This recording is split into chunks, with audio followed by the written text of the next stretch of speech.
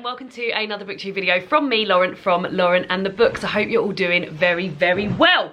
Today, more books in September. I've managed to squeeze in a second book haul in September. Now, I could have hauled these over and put them into an October book haul, but yeah, I was excited about them and I wanted to show you. I'm not excited about that. I just want everything to be equal either side. That's better.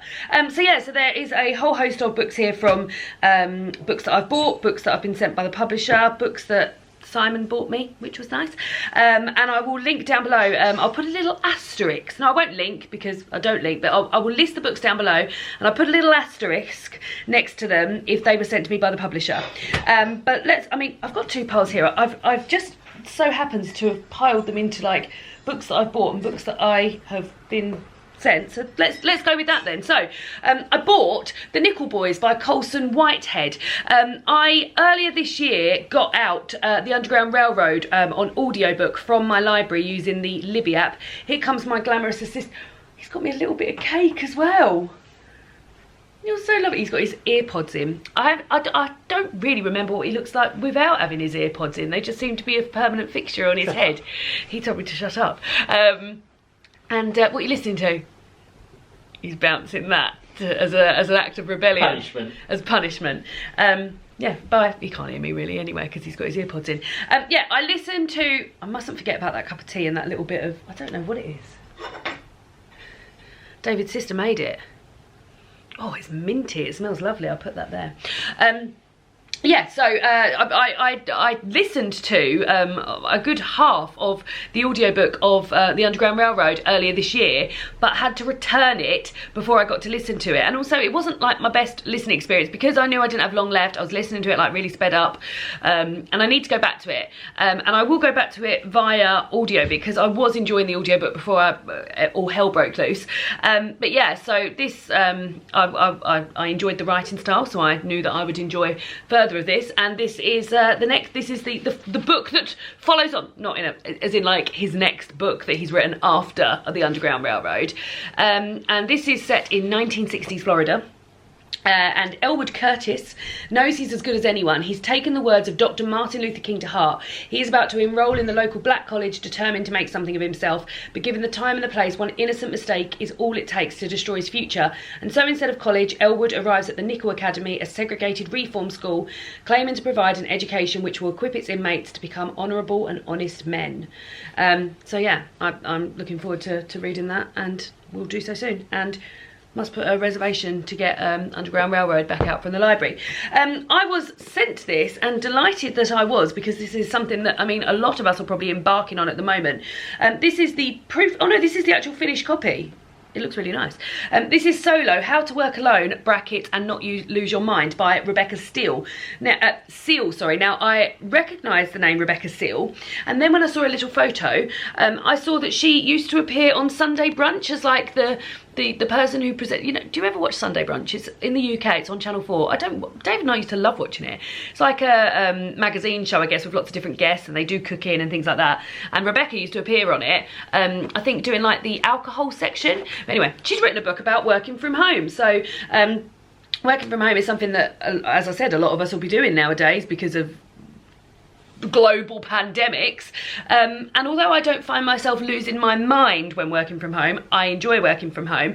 I do find that I find it hard to sort of cut off like the end of the day. How do I then differentiate from like that being the end of the day and me not just sitting like in my lounge, because normally I work in my lounge. I have got like a little office space in the second bedroom, but it's quite dark in there and it's quite bright in the lounge in the afternoon, so it's always nicer to work in here in the afternoon. So then, like, how do you differentiate between like having been working from home in the space that you are then going to relax in?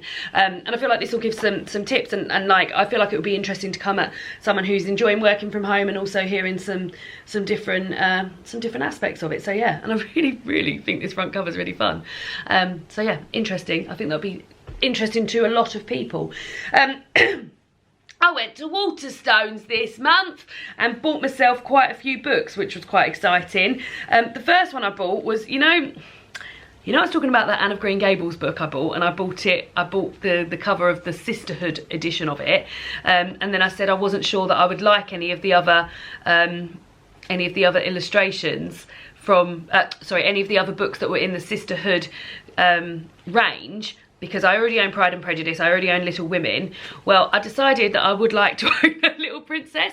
Look at this fucking front cover. Stars and a night sky, and then like these beautiful purple flowers. What I've just realised as well is that the artist who does this, Hülya Özdemir, she's an illustrator from Turkey who describes her style in 3 words: colour, harmony and sensibility. I'm gonna bloody find out. Her enchanting watercolour portraits of female figures are full of magical surrealism and bring an imaginative new dimension to the classics. It's literally taken everything I've got not to leap onto my laptop and Google her and see if I can buy some of her prints to put up in my house. Yeah, Little Princess, I remember watching the film at a sleepover. When I was in primary school, so up until the age of year 4, where I went to school is a bit different because we have middle schools, which I don't think is like happened elsewhere in the country, or if it did, like it wasn't anywhere, like nobody else I know ever went to middle school. So I went to primary school, and then when I was 10 I went to middle school between the ages of, well, 9, from the ages of 9 till 13. I went to middle school. Now, when I left primary school, I had like a little group of mateys, and then when you went to middle school, I didn't go to school with any of my mateys from primary school. So I remember going to a sleepover at one of my primary school friends' houses for her birthday, but by this point she'd made friends with all of her friends from middle school, and I remember sort of like not really being in on any of the jokes or anything, but I remember we did watch A Little Princess. God, this is a long way to get there, and that is the only sort of like thing I remember about it. I can't remember. Alone in a new country, wealthy Sarah, I remember her name was Sarah. Sarah Crewe tries to make friends at boarding school and settle in, but when she learns that she'll never see her beloved father again, her life is turned upside down. Transformed from princess to pauper, will Sarah find that kindness and generosity and all the riches she truly needs? So yeah, I bought a second one of these because I just think they're so beautiful, and I am about to go, once I've done this, I'm going to go and look at the illustrators page. I also got 2 Maggie OFarrell books. Maggie OFarrell is an author that I have been very much enjoying recently. Need to revisit Hamnet. I didn't have the bestest experience with Hamnet, but I listened to it on audiobook and I should have bloody read it. But other than Maggie OFarrell books I've read, I've really enjoyed. And recently, all of her paperback sort of like backlog have been republished in like really fun paperback front covers. So I've got The Vanishing Act of Esme Lennox, and this is set in Edinburgh in the 1930s, and this is about the Lennox family and how they're having problems with their youngest daughter Esme. She's outspoken, unconventional, repeatedly embarrasses them in polite society. Something will have to be done. And then it says, oh, it's one of those ones where like you're reading about something in the past and someone in the future. Years later, a young woman named Iris Lockhart receives a letter informing her she has a great aunt in a psychiatric unit who is about to be released. That great aunt is Esme Lennox. So yeah, that sounds exciting. Then I've also got After You've Gone, which is also partly set in Scotland. This is Alice Rakes. She boards a train at King's Cross to visit her sisters in Scotland. Hours later, she steps into the traffic on a busy London road and is taken to hospital in a coma.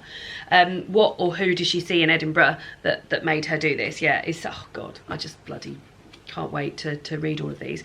And then actually, while I was in Waterstones, with Simon. Imagine seeing people in real life.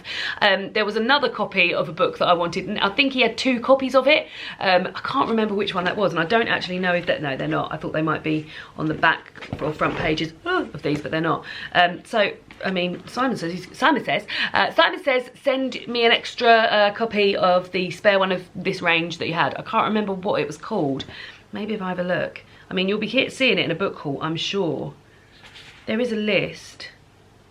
It might have been called The Distance Between Us, I think. But yeah, looking forward to reading those. And then also in that trip to Waterstones, I bought Love in Colour by Bolu Babalola.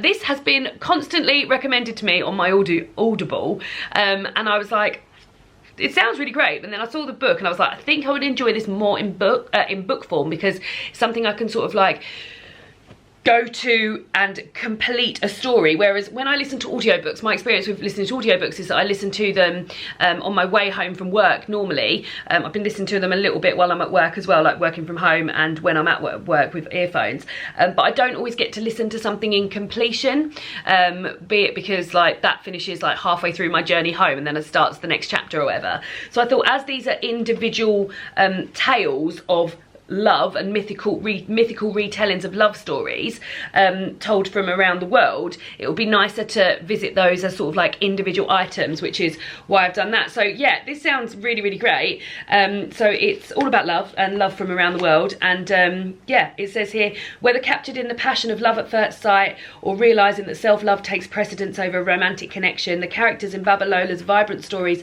face up to and navigate this most complex human emotion and tries to capture its intangible essence.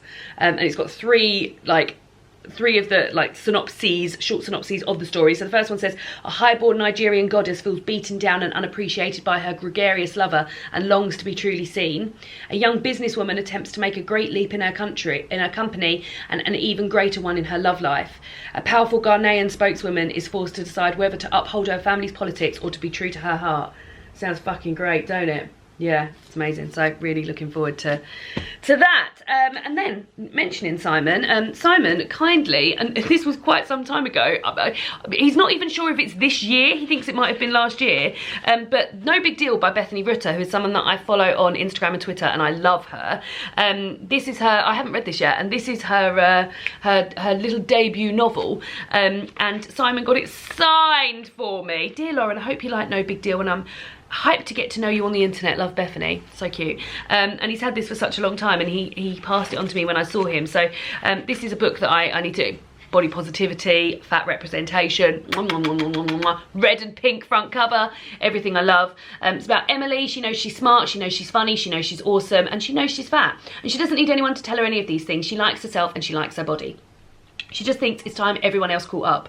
And it says here, with a newly slim bestie, a mum knee-deep in fad diets and increasing pressure to change, Emily faces a constant battle to be her true self. But when she meets gorgeous Joe, things start to change. Somehow she's going to have to convince everyone and herself that it's no big deal. So yeah, it sounds amazing. Following like how much I love big bones, this just sounds like I'm also going to love this as much. So great, great, great. Then sent from the publisher, which was very, very kind and very, very exciting. I'm really looking forward to reading this. I'm going to read this in October. Camilla Thurlow. Does anyone remember how much I loved Camilla when she was in Love Island? So Love Island is a series that hasn't been on this year because of coronavirus, and it's a series where they sort of like get seemingly the same type of person on every year to meet, to have a relationship and to have it off and things like that, and it's all about chemistry and things like that. It's a reality show. But Camilla Thurlow was on it a couple of years ago, and she was not the usual type of person that you would think would be on this programme. She was sort of very almost reserved, a bit nervous to be there, very outspoken in her feminist views, which I loved because she wasn't really that outspoken about anything else, so that was like wonderful. And yeah, just not the usual type. And this book is a sort of biography, I guess, an autobiography. It says, finding my place in the real world. Now, before she went on to Love Island, she worked getting rid of mines in countries which had previously had landmines in. So this follows that. It follows her journey on Love Island. It follows like the fact that she met her partner on Love Island. They're now expecting a baby. I'm not crying. I mean, I did cry a number of times over Camilla during the Love Island series, but yeah, I think this is going to be great, and I'm really looking forward to read it. She's ever so eloquent and lovely. I follow her on Instagram, and she occasionally publishes like her puts up a post of her poetry and things like that, and she's just such a quiet little hero of mine. I really, really adore her, so I'm very much looking forward to reading that. Now this came sent, completely didn't know this was coming, so this was very exciting. Like it when I get books that I'm excited about that arrive anyway, but when they're Christmas books, that's very exciting. So this is This Winter, and this is a novella by Alice Oseman. So Alice Oseman is the author and illustrator of the Heartstopper graphic novel series, which is a wonderful series about Charlie and Nick and their romance romance and them sort of negotiating growing up and coming out and just falling in love and all sorts of lovely stuff. Great representation in these books. And I was earlier this year sent Loveless, which is here. They've all got these really great front covers as well, which are very similar, which is about an asexual character, I believe, which I'm excited to read. We'll get round to that. And then got sent This Winter, which is a solitaire novella, so it's in the solitaire series, and it's all set at Christmas. So it's told from, so as I said, the Heartstopper books are about Charlie and Nick, and this is at Charlie's family. So it's saying this winter has been a tough one for Tori, Charlie and Oliver Spring. They're trying to get through Christmas Day with minimum drama. For Oliver, that means Mario Kart with his brother and sister, but for Tori and Charlie, it means putting the past few months behind them. Will this Christmas drive the Spring family apart or start to put them back together? So yeah, Christmas books. Excited about Christmas books. Then, a bookish item, books in my bag coming up, isn't it? Independent Bookshop Week, having a lovely time. And this, so you may know that Independent Bookshop Week runs every year to celebrate independent bookshops, and Books in My Bag release a bookish bag every year, and they get all sorts of different illustrators involved. Coralie Bickford Smith's was one of my favourite ones. I can't remember who did the one last year, but it's black and orange and it's beautiful. And yeah, every year I get so delighted. That Peter Blake was another one.